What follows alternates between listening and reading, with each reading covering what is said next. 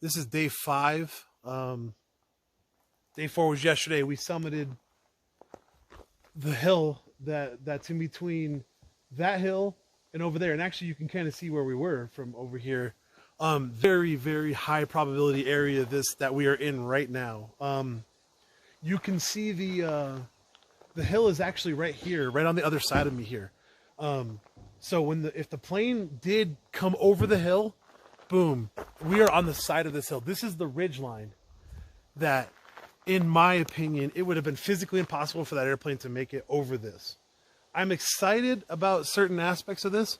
One of them is, look at my visibility down this hill. I want to get down because I don't know, if it would have came over and came down a little bit, or if it would have just kind of stayed at a level flight. If so, then we have this whole hillside. So this is about 2.5 miles that we're going to cover today. I'm just going to have to kind of get down there. And then I got my buddy who has been helping me out, local guide. He's going to kind of stay more on the higher part of the hill.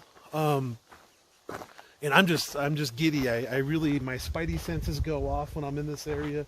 My spidey senses did go off a little bit yesterday, but that'll happen. Yeah, this area is just insane. This is going to be great. So hopefully a lot of good footage coming from today. And I'm really got a good feeling about this today, guys. This is going to be great. So yeah, give me a minute.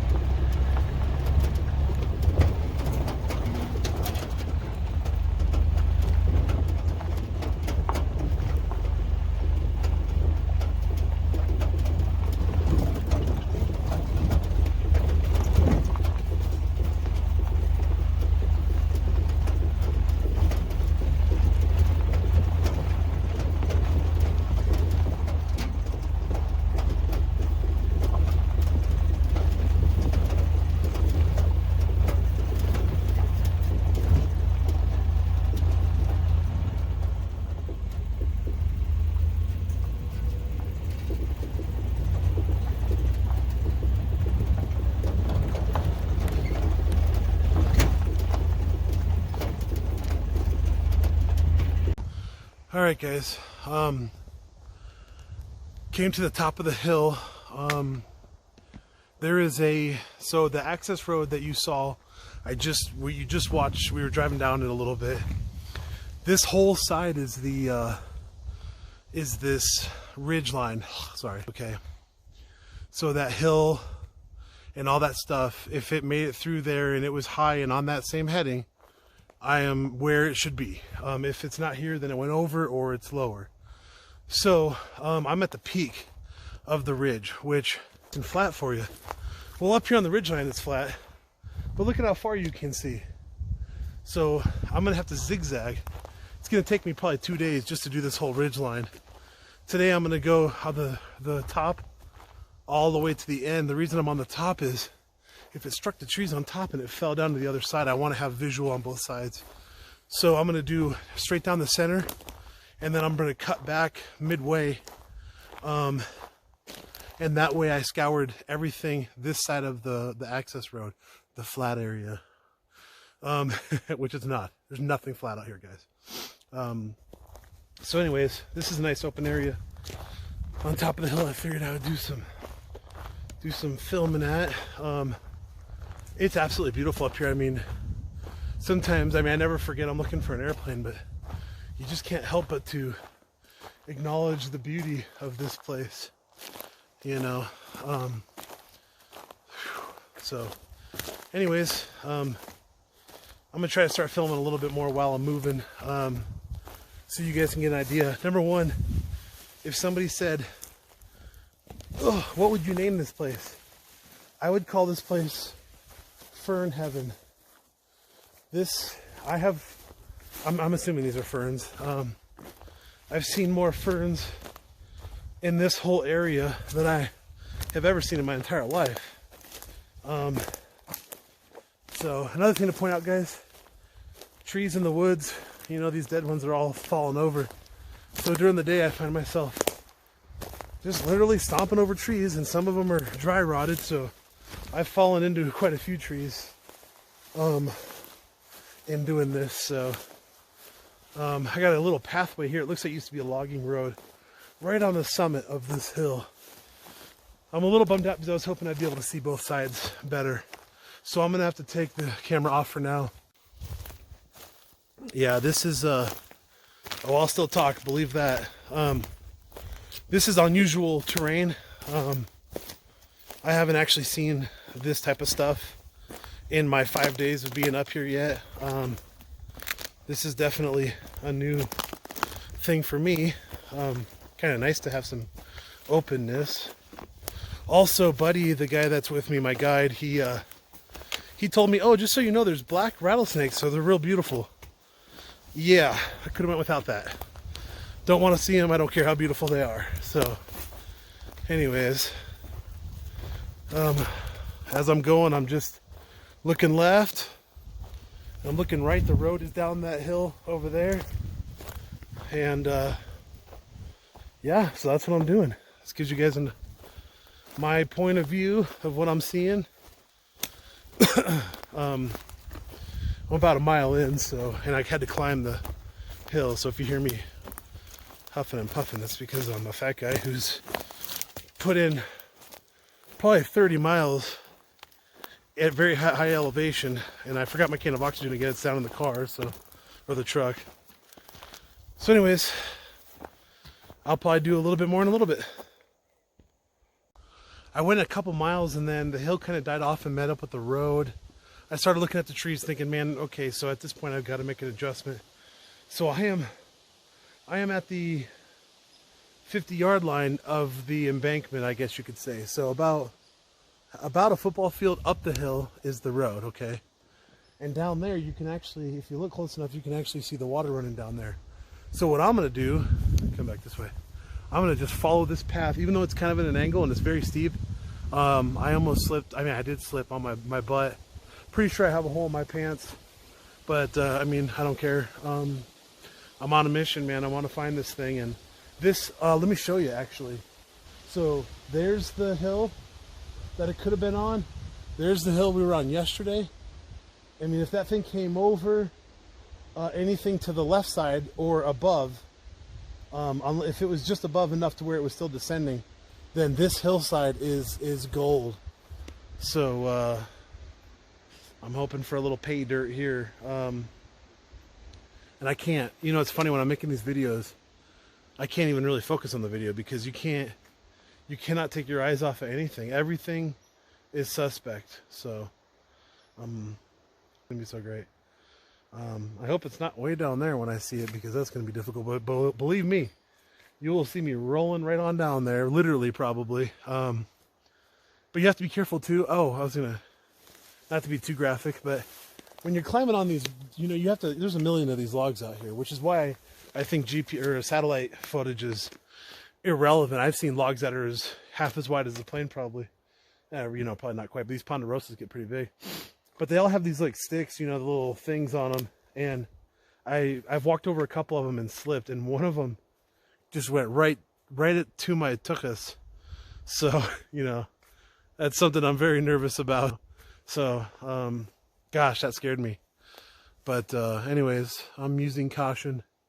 And like I said, the side of this hill is probably the gnarliest thing I'm going to do today. And so I've got about just under 2 miles of the side of this hill. This is going to take probably an hour and a half of just this, because of, I mean, there's my path. You can see my path is, let me see in the camera, right here. So I'm going through there.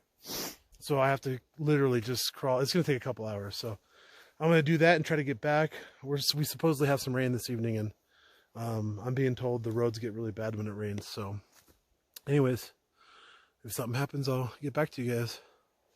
I made it about a half a mile. I keep climbing over trees, but it's getting really thick, and I'm getting further away from the road, so the ravine's a little deeper than I had thought. You see the hill over there. I'm getting a little closer to the flight path. If it went to the left of the hill, you know, just barely. right here, boom, you know. I know it sounds weird, but you almost have to put yourself in the place of the airplane and but some airplanes, when you put it into this right-hand bank to get out of the plane, like a boss for the record, and when the plane came back, my theory was, I wonder if it overcorrected, so instead of coming back, it was trimmed for level flight. So you go up into this bank right hand, and then all of a sudden, you jump out, and then the plane wants to fly level. My thought process is, did it continue to go left a little bit before it leveled out? If my theory is right, then it went on this side. It went on this side of the hill. If it continued straight flight, then it either went into the hill or went to this side of the hill. Or either way. I mean, I wasn't really trying to put myself in his shoes and Ken's shoes, and man, that's a brave decision. Think about that. Think about being in this airplane, and it's an old Warbird, just a big tank, man, a bus on wings or with wings, and you have to decide to jump out. And I want you to think about this too. When you skydive, you have like this recently packed parachute, and you skydive, and you're like, yay, I'm in the air, and I got plenty of time, and here's my altimeter on my hand. Ron and Ken didn't have that. They were looking at trees when they jumped out of this thing, and they had to hope that these parachutes worked. I mean, they've never had to use them before. So I can't say I would have made the same decision, because I just don't have trust in stuff. And my thought process would be like, oh, I'll skip this thing in somewhere, or try to find a lake or whatever. But I mean, now that I've been out here, I realize it's kind of insane. But I guess I'm saying, if you put yourself in that moment, anyways, this is getting very hard on my feet because of the angle I'm in. So I'm going to have to push through the side of this hill. I can see all the way down. I can see the water moving down there, and the road is up above the flat part. So my thought process is, even if the plane was just a little higher up the hill, I would see it. I'm kind of far down. What's going to suck is getting back up. I have about 2 football fields of this exact, again, if I could throw a rock right now, guys, and hit all the way to the bottom. That's a football. That's 100 yards away. I could throw a rock down to it right now. That's how steep this is. I mean, you have no idea. But anyways, I'm going to continue on. I can only stall so much by making videos and catch my breath. I've actually gone far enough to where this is a new ridge line. So I'm going to continue on, just in case it just skimmered right over the top of that. But for the most part, I can probably eliminate this hill, all the wide open part, except for the other side towards the bottom, which would be east of where we think it would go, which it could have very well went that way, especially if it held that right-hand turn. If it held that right-hand turn, then over there's a high probability area. So we'll probably get back in the truck and backtrack down to that area. I actually had a part of this I scoured out day one when I had to hike back here. And actually in my first video, when you see me sitting on the trees and stuff, that was on this road. That's on the side of this hill back there. But full disclosure, I wasn't really looking for the plane in that area. At that time, I was trying to get to somewhere I thought the plane was. So I know it seems stupid, like, well, you wouldn't really be looking everywhere. But in my mind, the plane was, at that point in time, I was a little less educated about it than I am now. So probably get back over there, redo that area. And I'm very tired. My legs hurt very badly. So I think eliminating this ridge line is a big step. So there is some you can go that way, but from the truck or on the road, you're able to see all the way down to the bottom, pretty much from about a football field ahead of me all the way to the back side of this ridge. So I'm going to go the extra 100 yards just in case it did skip over that ridge line. Now that ridge line, which is a lot harder to get to, but get over to that ridge line and eliminate it. The problem with that ridge line is we have to start from the bottom. Over here, we were able to start from the top, so it's a little different, But anyways, this has been fun. This is intense. I just keep on, I'm positive, I just honestly think I'm going to find this thing. I mean, I'm looking in all the areas where it could be. So it can't. It's a big friggin' airplane. I mean, it can't be hiding somewhere. You know, a few times I've looked up in the trees. You know, they're so tall. And I thought, ooh, I wonder if it could sit up with, you know, like just literally skate on top of trees. But no, this thing's heavy, and that's probably not going to happen. So, anyways, I'm not sure if I'm going to have more footage for today or not. I'm still on the side of the hill, and actually the road's pretty far up there. So, I'm going to do the 100 yards ish according to my GPS, maybe a little more. And then I'm going to beeline back up to the road and take my shoes off so my feet can relax. Man, I am, burning some calories up here. So anyways, this might be the end of day 5. I don't know. If not, then I'll start another one up here in a second. You'll know right now. Guys, I got back up here and he's over there with patrol. I hope we don't get in trouble. All right, guys, you just got done watching day 5, the end of day 5. I'm making this on the 6th day, full disclosure. So, you know, it was interesting. Right when I got done hiking yesterday, I got back to the truck where Buddy was, my guide, and at that time,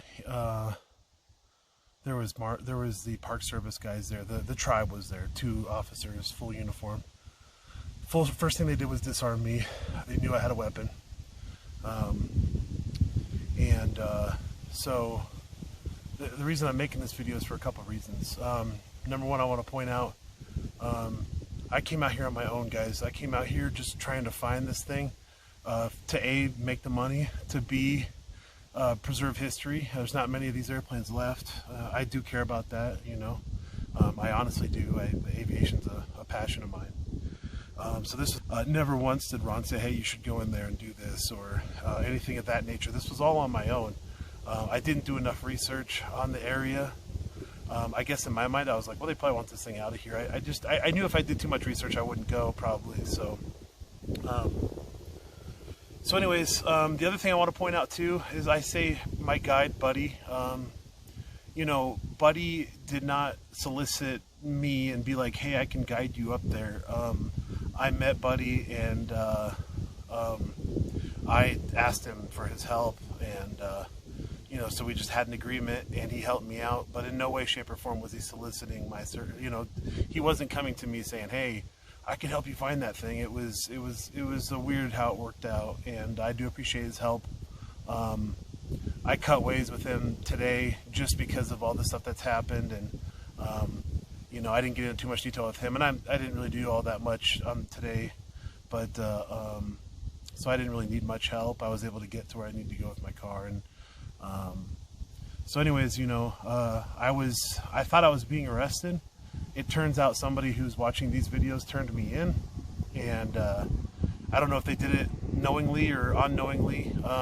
I was just told somebody who else was searching said, well, there's a guy who makes YouTube videos, and it really it made, so they were specifically looking for me, you know, hence they knew I was armed. They'd watched my videos, so, and that's fine. You know, putting the videos out, I wasn't trying to cause troubles, and I don't want troubles with them. Only reason I'm talking about that at this point is I've already paid my fine. It was $700.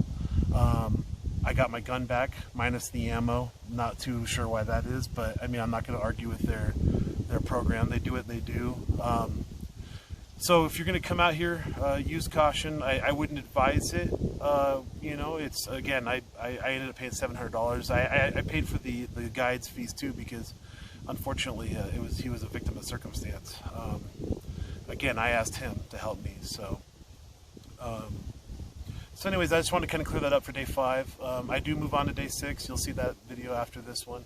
I'm actually on day 6 right now. I found a picnic table and thought, hey, you know what? I really wanted everybody to kind of understand the situation that happened. I will say this, the native people, one of the officers was not native, but he worked for the reservation. The other one was. They were very, very kind. You know, obviously they had a lot of questions that they knew the answers to.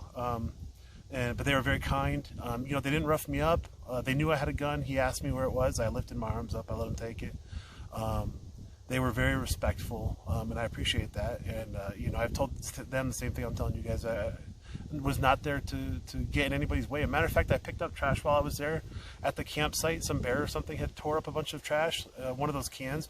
And I don't know if I think you might even be able to see in one of the videos in the background, but that would be video 2 probably. But I don't care. I don't want the recognition for that or anything. I just told them, well, hey, I'm actually cleaning up. I'm not out here just you know, being a nuisance. You know, we're not tearing trees down or nothing like that. We're just. If anybody has any questions about, okay, that's gracious. If anybody has any questions about it, feel free to ask me in the comments. There's really not too much. I pretty much covered it all. I was able, like I said, I was able to get my gun back after I paid the $700. But I didn't get the ammo. So, anyways, I can't really think of anything else to cover with that. I appreciate you guys if you're watching this video, and I really hope we find this airplane.